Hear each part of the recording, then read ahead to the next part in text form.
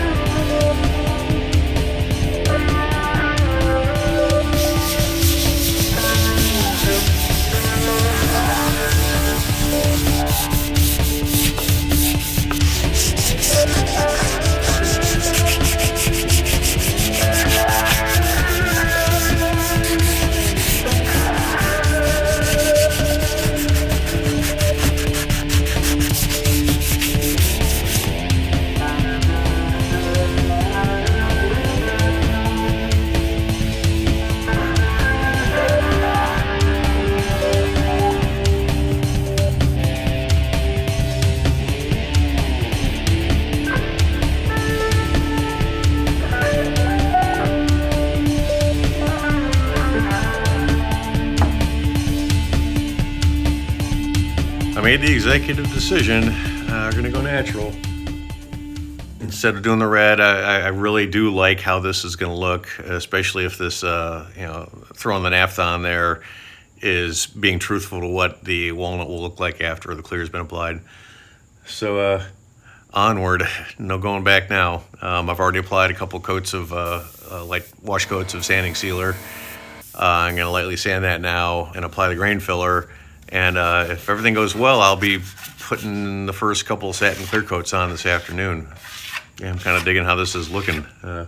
Very old school alembic feel, which I'm kind of digging, and I wasn't expecting to. I know that it ain't exactly the white and red thing I proposed to do at the beginning, but yeah, these instruments tell us what they want, right? And this one wants this.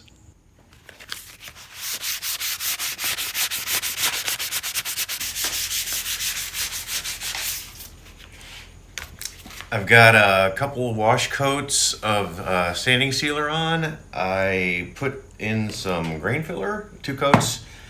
The walnut's not as porous as I was kind of led to believe, but it's still got just enough in it that I wanted to make sure it's as flat as possible.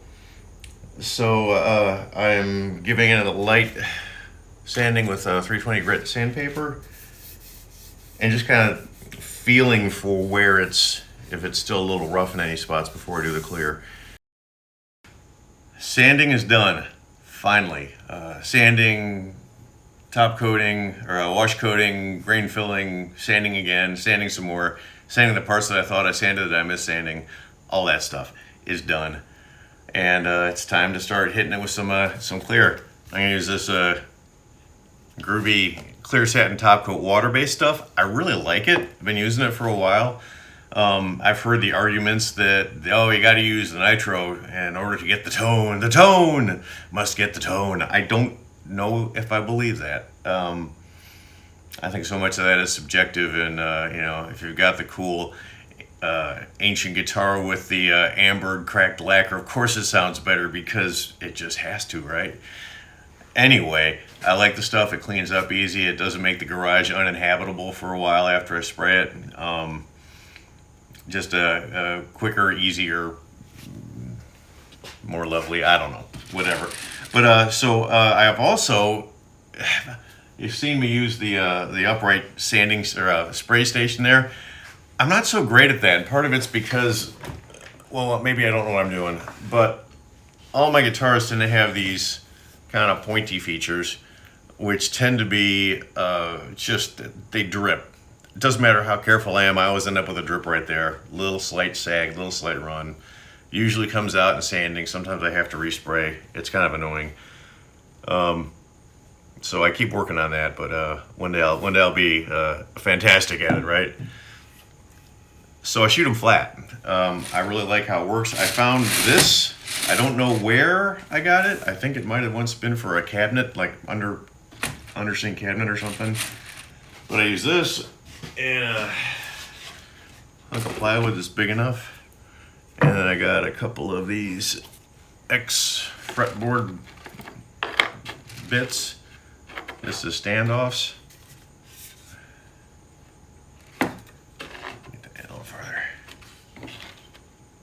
And voila. Now, in theory, it won't stick to the board when I'm spraying because things won't get down there and hold it to the board like glue. And I can get kind of any angle I want. One day in the future, I was going to do that for this, but I ran out of time. I'm going to build like a tent that goes over this thing to try to make it a little better. This is not ideal for finishing. This is no way ideal for finishing. I suspect it's what a lot of us have to work with. So I just deal with it and sand out the imperfections and pray for days where I'll have access to a real spray booth or build one or whatever. So anyway, let's get on with it, shall we?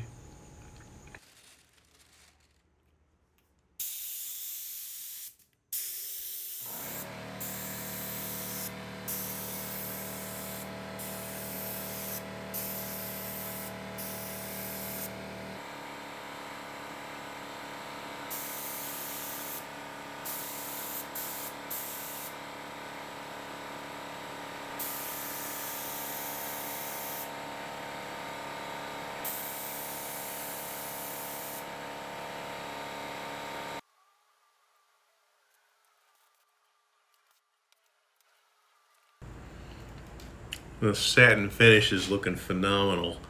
Um, I've never done a satin before.